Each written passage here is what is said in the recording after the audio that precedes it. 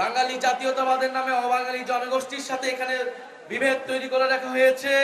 ধর্ম নিরপেক্ষতাবাদের নামে ইসলামের সাথে অন্য ধর্মের বিভেদ তৈরি করে রাখা হয়েছে। আমরা সকল বিভেদের ঊর্ধ্বে গিয়ে সকল জনগোষ্ঠীকে মর্যাদা দিয়ে একটি সংবিধান তৈরি করতে চাই। আপনাদের রাঙামাটির নেতা এম এন লারমা সে ৭২-এর সংবিধানের বিরোধিতা করেছিলেন।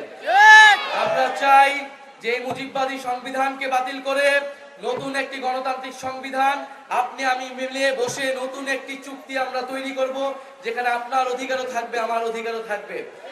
আমরা জানি পাহাড়ি জনগোষ্ঠী চাকমা, মারমা, তঞ্চঙ্গা, বম সহ অন্যান্য জনগোষ্ঠী তাদের ভাষা, ধর্ম, ভূমির অধিকার নিয়ে লড়াই করছে। অন্যদিকে যারা বাঙালি জাতিগোষ্ঠী রয়েছে তারাও নানান সুযোগ সুবিধা থেকে বঞ্চিত রয়েছে। আমরা উভয় সকল জনগোষ্ঠী এখানে নির্যাতিত, অধিকারহীন। আমাদের লড়াইটা আমাদেরকে একসাথেই করতে হবে, কাউকে বাদ দিয়ে করা যাবে না। প্রিয় সংগ্রামী বন্ধুগণ, আমরা সেই ঐক্য, সেই সম্প্রীতি, সেই সহানুভূতির কথা বলতে এসেছি। সেই সহানুভূতির এবং ঐক্য এবং সম্প্রীতির রাজনীতি জাতীয় নাগরিক পার্টি করতে চায়।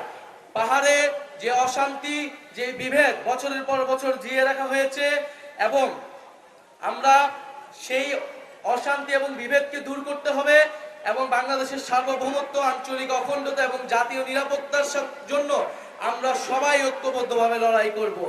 আমরা যেমন আমাদের সম্প্রদায়ের মধ্যে সৌহার্দ্য চাই, সম্প্রীতি চাই, একই সাথে আমাদের যে ফ্যাসিবাদ বিরোধী রাজনৈতিক দলগুলো রয়েছে সেই রাজনৈতিক দলগুলোর মধ্যেও আমরা সেই সৌহার্দ্য এবং সম্প্রীতি চাই।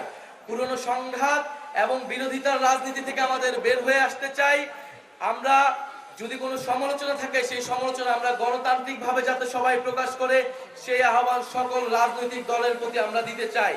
আমরা সেই আওয়ামী লীগের আমলে দেখেছি রাজনৈতিক দলে দলে দ্বন্দ্ব, জনজীবনে যেই নিরাপত্তা বিঘ্নিত ঘটেছে সেই রাজনীতি যাতে ফেরত নেওয়া যায়, সেই জায়গা থেকে আমরা যাতে সকল পক্ষ দায়িত্বশীল আচরণ করি সেই আহ্বান আপনাদের দিতে চাই।